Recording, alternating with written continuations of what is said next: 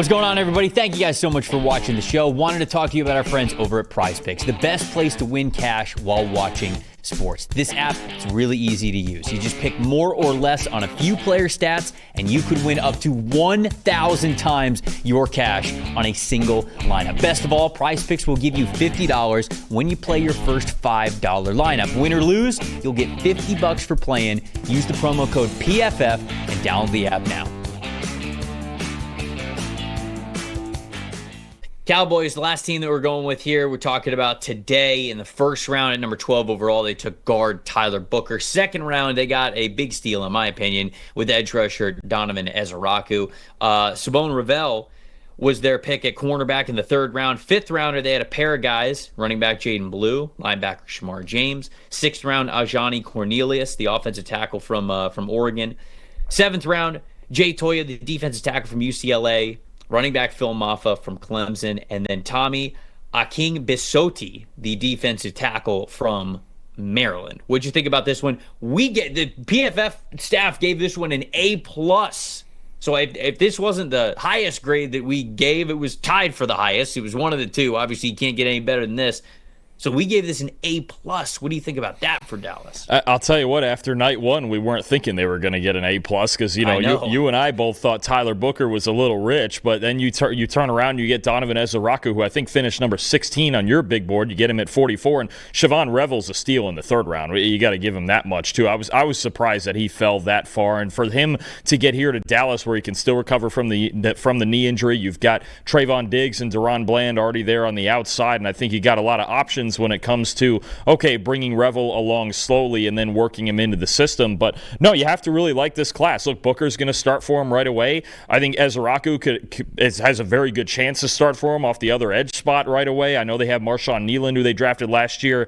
I think, did they bring back, was it Dante Fowler Jr. they brought back? I think they did, yes. I think it was Fowler. There was another veteran that they brought back, but I think Ezeraku could compete for a lot of snaps off the edge. I think Revel, for now, is great depth to have, and then eventually could be a starter. And I'll tell you the other one, I love Jaden Blue as the speed element in his backfield that they just didn't have. They have Javonte Williams and Miles Sanders. They got Phil Maffa later, who's also not a speed guy. Jaden Blue, I think, fits right in when you talk about a pass catcher, a speed back, one of those scat backs who can add that change of pace to your offense. And then I think as a developmental pick, and I know he doesn't have maybe the highest ceiling, I think Ajani Cornelius in the 6 was a really good pick for them. I think they've got some issues at right tackle with Terrence Steele, and he's very expensive, hasn't played up to his contract. And I think Cornelius is a guy, whether it's as a right tackle or maybe even move him inside, because I think Brian Schottenheimer is going to go to more. He's more of a gap scheme guy usually. I know he's kind of transitioned to a little more zone lately, especially in Seattle, but his background in running, those power schemes, those gap schemes, and getting Cornelius, I think, in that sort of scheme, especially somewhere on the right side of the offensive line, could help them down the line. I think that's a really good depth pick on the offensive line, and it's something that it's clear that they wanted to, in this draft, when you look at it on the whole.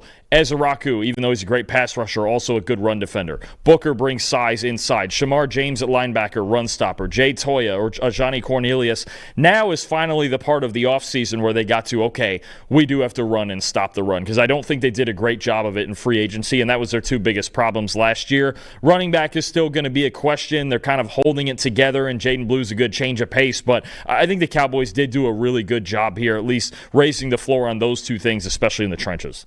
Yeah, I think this was a draft that was heavily emphasized in getting stronger up front on both sides of the ball. Jay Toya is a good depth addition. I agree. Cornelius is as well. Aking-Bisotti is too along the defensive line. And I think that Revel's a really good bet to make at the cornerback spot. Not knowing maybe what the long-term feel is for the guys that are currently in that group. I think that they're hoping that Deron Bland's going to be there for a long time. Trayvon Diggs, of course, but he's gone through some injuries himself. So you're getting some insurance out there as an outside corner. You're also giving Revel a little bit of time to make sure that his knee is good to go, coming off of that knee injury that he suffered last year. I agree. It is a funny class, and we talked about this already when we went over the draft recap show. When you look at the Dallas Cowboys, it's a classic example of why you can't totally judge a draft class after night one, right? You can't just sit here and be like, man, I don't know what the Cowboys are doing, because when you take a step back after day two and you go, Tyler Booker, Donovan Ezeraku, Sabone Revel,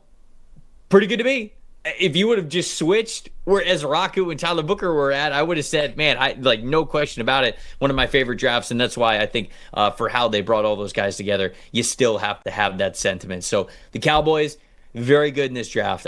It's not always a guarantee. Sometimes the Cowboys are one of those teams that sort of go their own way and they go against consensus and they kind of have their way about things and what they think of certain players. But in my opinion, it was very close to the value that I had on the big board for a lot of these players. I thought they attacked the areas they needed to. I agree with you. I think that Jaden Blue I was very surprised that Jaden Blue even declared because he never was really a full-time starting back in college football, but he very clearly had an NFL mindset to him. He always wanted to go to the league, and instead now he was sitting there making his decision saying, all right, well, at least I have good experience. Teams have seen what I can be as a receiver out of the backfield. They've seen my long speed.